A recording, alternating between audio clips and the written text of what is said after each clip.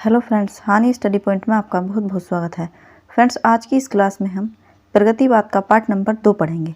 Part number 1 हमने channel पर upload कर दिया है, आप उसे जाकर देख सकते हैं। प्रगतिवाद से बनने वाले जितने भी मोस्ट इम्पोर्टेंट प्रश्न हैं वो हमने 2 पार्ट में कवर कर दिए हैं। तो आइए बढ़ते हैं क्लास की तरफ। इससे पहले अगर आप चैनल पर पहली बार हैं तो चैनल को सब्सक्राइब करें, और अगर सब्सक्राइब कर रखा है तो वीडियो को लाइक और शेयर ज़रूर करें। देख लेते हैं प्रश्न नंबर 39। सन 1911 के ज्येष्ठ माह की पूर्णिमा को दरभंगा में जन्मे नागार्जुन का वास्तविक नाम क्या है? इसमें नागार्जुन जी का नाम पूछा गया है। ऑप्शन है जगन्नाथ, वेदनाथ, सोमनाथ या केदारनाथ। कई बार लेखकों एवं कवियों का नाम भी पूछ लिया जाता है। प्रश्न नंबर 40 का राइट आंसर होगा वेदनाथ। नागार्जुन जी का पूरा नाम वेदनाथ मिश्र था। नागार्जुन ने हिंदी के अलावा किस भाषा में लिखा है? उर्दू, अंग्रेजी, मैथिली या अरबी। प्रश्न नंबर 41, इसका राइट आंसर होगा मैथिली। नागार्जुन जी ने हिंदी के अलावा मैथिली भाषा में भी लिखा है। प्रश्न नंबर 42 है, मैथिली में लिखी किस कृति पर नागार्जुन को साहित्य अकादमी पुरस्कार मिला? पत्रहीन नग्न गाछ, धरती, फूल नहीं रंग बोलते हैं या अपरा। 42 का राइट आंसर होगा पत्रहीन नग्न गाछ पर इनको साहित्य अकादमी पुरस्कार मिला था। आगे चलते हैं और प्रश्न नंबर 43 देखते हैं। हजारी प्रसाद द्विवेदी ने प्रगतिवाद के व्यापक स्वरूप और प्रभाव को लक्ष्य करके उसे भक्ति आंदोलन के बाद सबसे रचनात्मक और जनतांत्रिक साहित्य आंदोलन बताया। तो यह किस प्रगतिशील आलोचक का मत था कि प्रगतिशील साहित्यिक आंदोलन हमारे साहित्य और समाज की आवश्यकताओं से उत्पन्न हुआ था, इसलिए उसने बहुत जल्दी एक व्यापक रूप धारण कर लिया। साथ ही यह विश्व का फसिस्ट विरोधी आंदोलन का एक अंग था। इसके ऑप्शन है नामवर सिंह, शिवदान सिंह चौहान, रमेश कुंतल मेघ या रामविलास शर्मा। इसका राइट आंसर होगा रामविलास शर्मा। आगे चलते हैं, प्रश्न नंबर 44 देखते हैं। बापू के भी ताऊ निकले, तीनों बंदर बापू के, सरस सूत्र उपजाऊ निकले, तीनों बंदर बापू के। ये पंक्तियां किसकी हैं? इसके ऑप्शन है दिनकर, नागार्जुन, त्रिलोचन या प्रेमघन। प्रश्न नंबर 44, इसका राइट आंसर होगा नागार्जुन।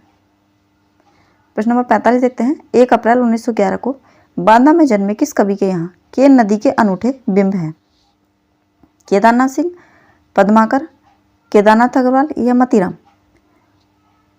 प्रश्न नंबर 45, इसका राइट आंसर होगा केदारनाथ अग्रवाल जी के यहाँ। प्रश्न नंबर 46 है, केदारनाथ अग्रवाल टिमटिमाती लालटेन के नहीं उगते सूरज के कवि हैं। यह सूरज मनुष्य के श्रम का सूरज है। यह किसका कथन है? रामविलास शर्मा, डॉक्टर नगेंद्र, अशोक वाजपेयी या मंगलेश डबराल। प्रश्न नंबर 46, इसका राइट आंसर होगा रामविलास शर्मा जी, इसका राइट आंसर होगा। आगे चलते हैं, प्रश्न नंबर 47 देखते हैं।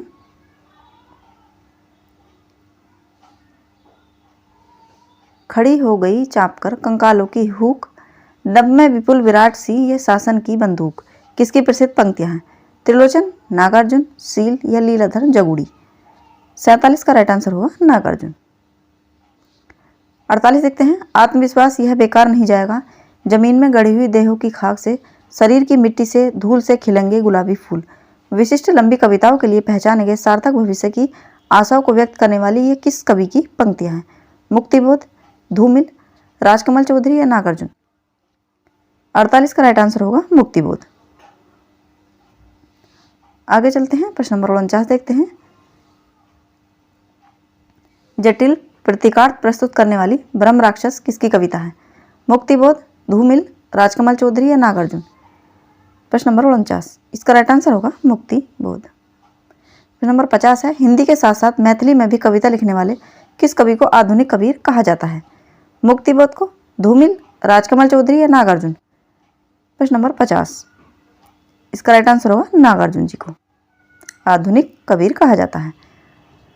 प्रश्न नंबर 51 देखते हैं। विषय वस्तु के धरातल पर किस प्रगतिशील कवि को सर्वाधिक रूप सजग कवि कहा जाता है? मुक्तिबोध, धूमिल, नागार्जुन या शमशेर। प्रश्न नंबर 51 का राइट आंसर होगा शमशेर। अगला प्रश्न देखते हैं। प्रश्न नंबर 52 है, लेकर सीधा नारा, अमन का राग, टूटी हुई बिखरी हुई किसकी प्रसिद्ध कविताएं हैं? मुक्तिबोध, धूमिल, नागार्जुन, शमशेर। प्रश्न नंबर 52 का राइट आंसर होगा शमशेर। प्रश्न नंबर 53 है आधुनिक कविता की विशिष्ट उपलब्धि। अंधेरे में किसकी कविता है? मुक्तिबोध, धूमिल, नागार्जुन या शमशेर?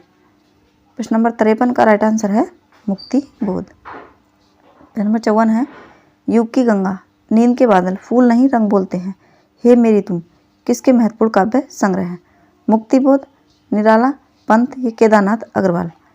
प्रश्न नंबर 54 का राइट आंसर होगा केदारनाथ अग्रवाल। अगला प्रश्न देखते हैं। प्रश्न नंबर 55 है वैभव की दीवानी दिल्ली, कृषक मेद की रानी दिल्ली, अनाचार उपमान व्यंग की चुभती हुई कहानी दिल्ली, यह पंक्तियां प्रसिद्ध दिल्ली कविता की हैं, इसका कवि कौन है? नवीन, भगवती चरण वर्मा, बच्चन सिंह या दिनकर? प्रश्न नंबर 55 का राइट आंसर होगा दिनकर जी की। प्रश्न नंबर 56 देखते हैं। ऊंची हुई मसाल हमारी, आगे कठिन डगर है, शत्रु हार गया लेकिन उसकी छायाओं का डर है। गिरिजा कुमार माथुर की ये पंक्तियां किस प्रसिद्ध कविता से ली गई हैं? ऑप्शन है 15 अगस्त, स्वाधीनता, स्वतंत्रता या छाया मत छूना मन? 56 का राइट आंसर होगा 15 अगस्त। अगला प्रश्न देखते हैं। प्रश्न नंबर 57 है नागार्जुन हिंदी कविता में एक व्यंगकार के रूप में विशेष रूप से जाने जाते हैं। सामाजिक व्यंग की ओर जो परंपरा भारतेंदु के बाद अवरुद्ध सी हुई जान पड़ती थी, कविता के प्रगतिशील यथार्थवादी युग में आकर नागार्जुन तथा दूसरे के द्वारा यह फिर से जीवित हुई। उसे हिंदी कविता के लिए बहुत शुभ मानना चाहिए। ये पंक्तियां किस आलोचक की हैं? शिव कुमार मिश्र, शिव कुमार शर्मा या नंदुलारे वाजपेयी या अशोक वाजपेयी? 57 इसका राइट आंसर होगा शिव कुमार मिश्र, इसका राइट आंसर होगा। प्रश्न नंबर 58 देखते हैं। थोड़ा बड़ा प्रश्न है, एक स्लाइड में आ जाएगा। जनता उनके यहाँ सिर्फ करुणोत्पादक, लाचार, असहाय, शोषित नहीं, जनता सिर्फ करुणा तथा दया उपजाने वाली स्थिर जड़ वहाँ रखी हुई चीज़ नहीं है, बल्कि इकट्ठी होती है, समूह बनती है, चलती, कभी थक कर बैठती, लेकिन फिर आगे उठकर आगे बढ़ती है, हमला करती, डंडों और गोलियों के आगे तितर बितर होती, नारे लगाती, घेराव तथा हड़ताल करती, जेल जाती, कभी कभी जान देती जनता है। नागार्जुन के संदर्भ में व्यक्ति ये पंक्तियाँ किस प्रसिद्ध कवि की या आलोचक की हैं? अशोक वाजपेयी, मंगलेश डबराल, विष्णु खरे या राजेश जोशी? प्रश्न नंबर 58 का राइट आंसर होगा विष्णु खरे, इसका राइट आंसर है। प्रश्न नंबर 59 देखते हैं। नागार्जुन ने लोकप्रियता और कलात्मक सौंदर्य के संतुलन और सामंजस्य की समस्या को जितनी सफलता से हल किया है, उतनी सफलता से बहुत कम कवि हिंदी से भिन्न भाषाओं में भी हल कर पाए। यह किस आलोचक का मत है? ऑप्शंस हैं नामवर सिंह, रामविलास शर्मा, मुक्तिबोध या हजारी प्रसाद द्विवेदी?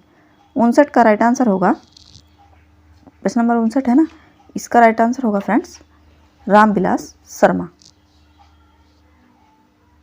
आगे चलते हैं, अगला प्रश्न देखते हैं। प्रश्न नंबर 60 है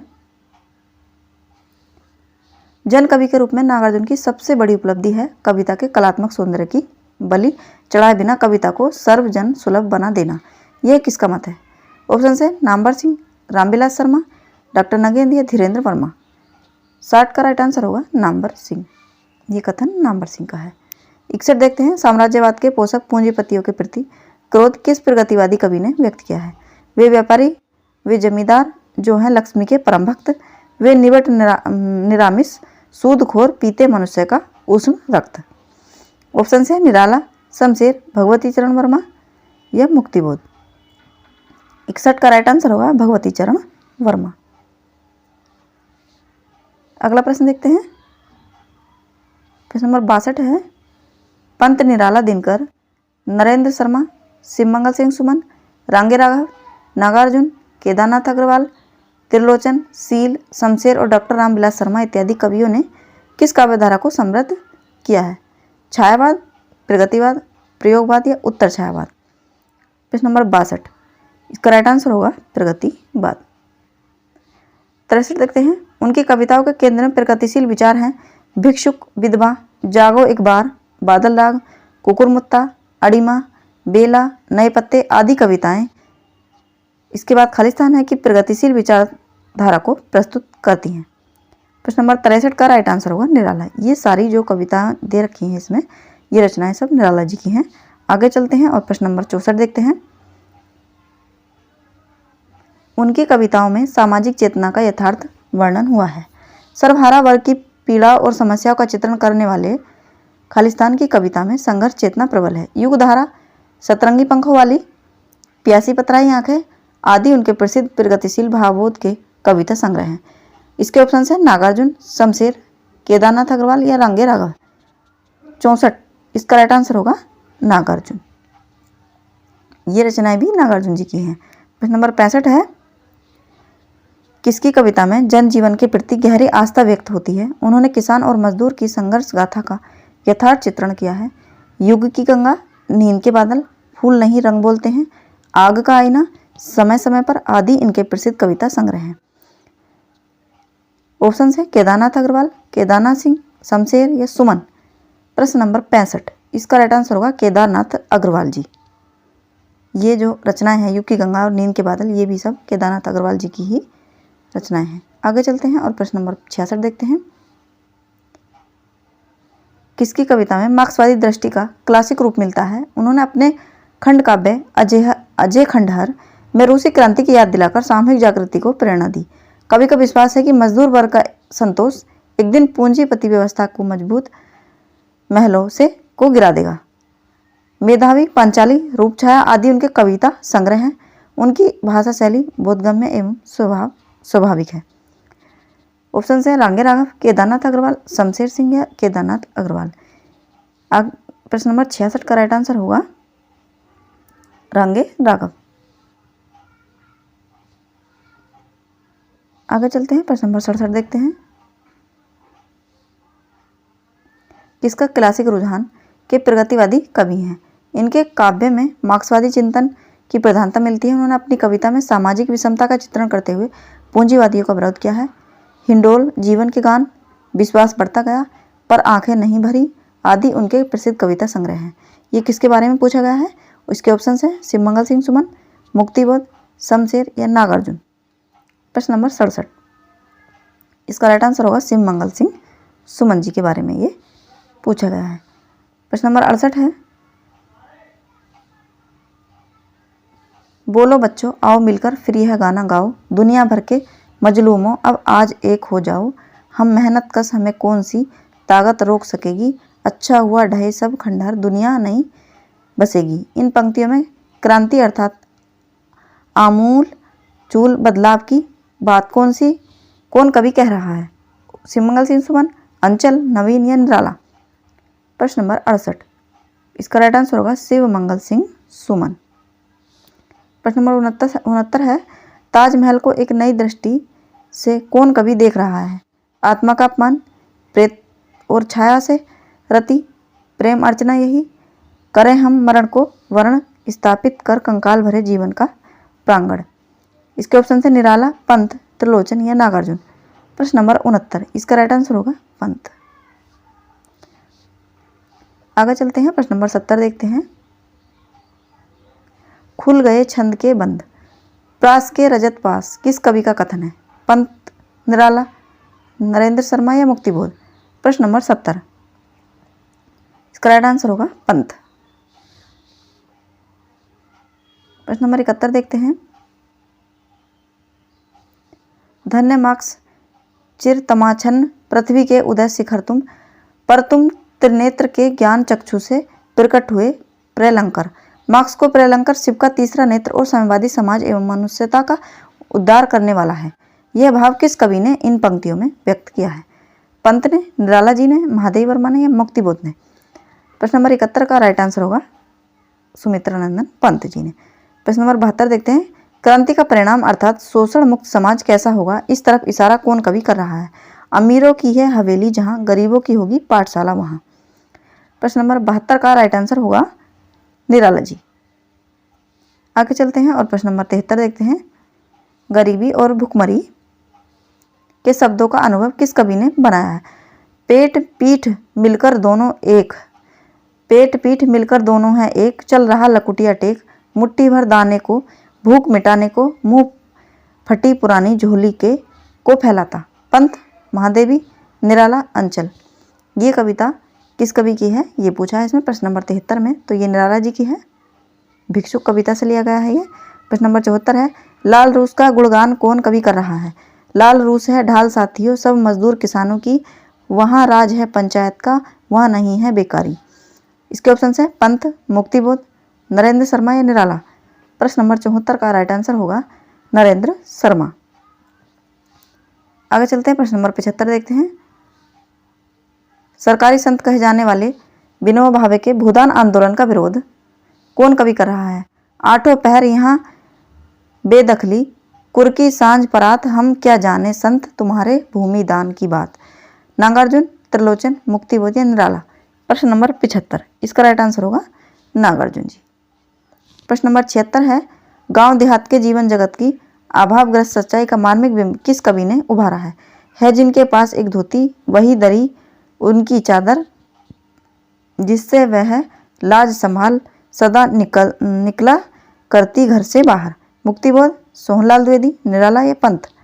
प्रश्न नंबर 76 का राइट आंसर होगा सोहनलाल द्विवेदी। प्रश्न नंबर 77 देखते हैं। सुमित्रा नंदन पंत, नरेंद्र शर्मा, शिवमंगल सिंह सुमन, रामेश्वर शुक्ल अंचल, सूर्यकांत त्रिपाठी निराला तथा रामधारी सिंह दिनकर आदि पहले के कवियों के साथ नागार्जुन, शील, त्रिलोचन, शमशेर, केदारनाथ अग्रवाल, मुक्तिबोध इत्यादि कवियों ने कविताएं खालिस्तान कविताएं लिखकर जनसंघर्ष को मुखर किया है।